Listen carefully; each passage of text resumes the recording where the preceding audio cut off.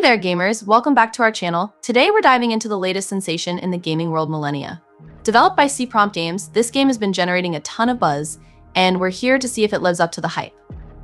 Millennia promises an immersive gaming experience set in a futuristic world where players embark on a journey through time and space. Right off the bat, the visuals are stunning. The attention to detail in the environments and character designs is truly impressive. First, very similar to Civilization, Millennia is a turn-based empire builder, inspired by real history and a bit of alternate history. From sprawling futuristic cities to otherworldly landscapes, Millennia offers a diverse range of settings that keep the gameplay fresh and engaging. Whether you're exploring ancient ruins or battling high-tech foes, each location feels distinct and full of life. But visuals aside, let's talk about gameplay. Millennia blends elements of action, adventure, and strategy seamlessly. The combat system is intuitive yet challenging, requiring players to master a variety of weapons and abilities to overcome their enemies.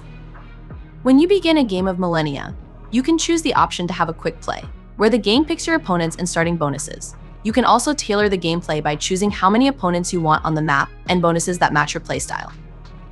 In my case, I went with quick play for my first game, and then Kaifun appeared surrounded by white fluffy clouds. The early turns involved exploring nearby tiles with warriors and scouts to discover villages. These villages can be absorbed, offering a choice between rewards, potential vassal cities, or rival empires.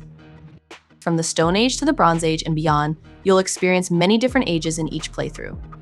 Millennia is living proof that a little game of civilization building isn't and shouldn't be the end-all be-all of this genre you see, whether we're trying to improve our empires and cultivate our lands or just rule the world by force.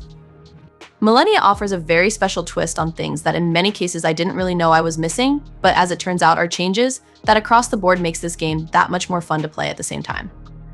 Millennia is not difficult to approach at all as in other 4X games. You get to set up the game world the way you like to a certain extent, but one of the most important decisions you'll make. One of the standout features of Millennia is its time travel mechanic. Players have the ability to manipulate time, altering events and shaping the course of the game. This adds a whole new layer of depth to the gameplay, as your decisions have far-reaching consequences. Now, let's talk about the story. Millennia boasts a rich and captivating narrative that kept me hooked from start to finish. As you journey through different time periods, you'll uncover mysteries, encounter fascinating characters, and unravel the secrets of the universe. The storytelling is top-notch, with compelling dialogue and well-developed characters that you can't help but root for. Whether you're embarking on epic quests or engaging in heartfelt conversations, the narrative of Millennia never fails to captivate. I also believe that the settings can be a little bit restrictive at times. Performance, as I've discussed, is generally pretty good, at least on a fairly high system. I do worry a little bit though about what happens when the game gets bigger and longer, particularly for low and mid-range systems. And I'd encourage you to double check and check around before making any purchasing decisions there by and large though.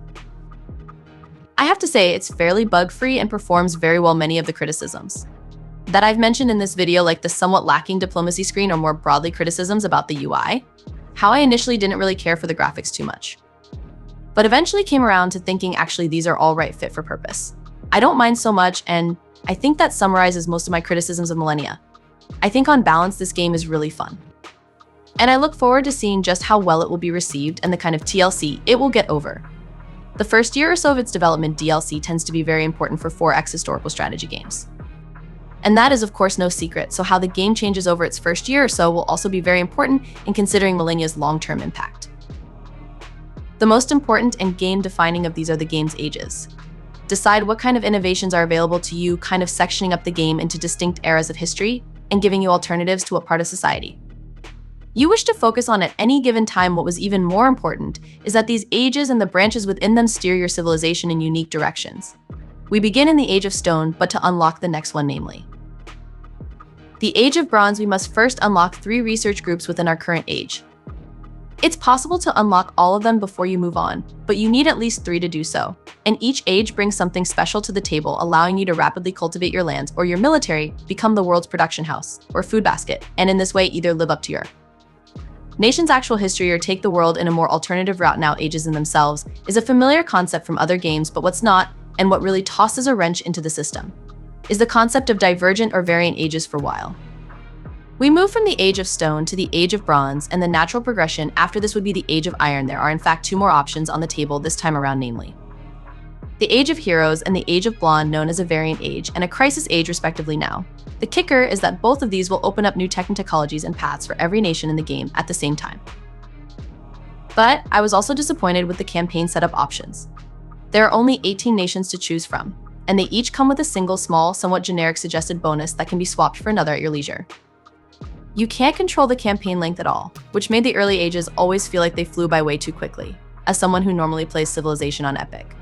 But to be fair, I was glad I hadn't been given the option of a longer run when I hit those late game and turn times. Also, the map generation options are very limited.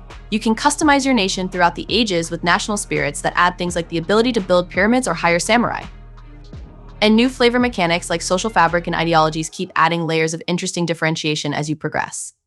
But with no difference in architecture or base units and no talking leaders, the flavor between nations is overall very lacking. It might surprise you that these white guys in fantasy barbarian armor are supposed to be Zulu. Multiplayer wasn't available. However, for players who like to play against friends, local and online hot seat multiplayer will be available at launch.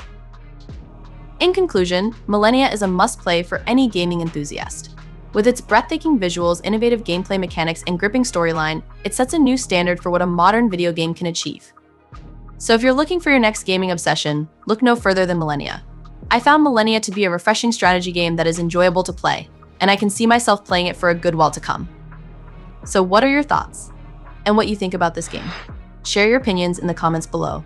And don't forget to like, subscribe, and hit that notification bell for more gaming updates. Until next time, happy gaming!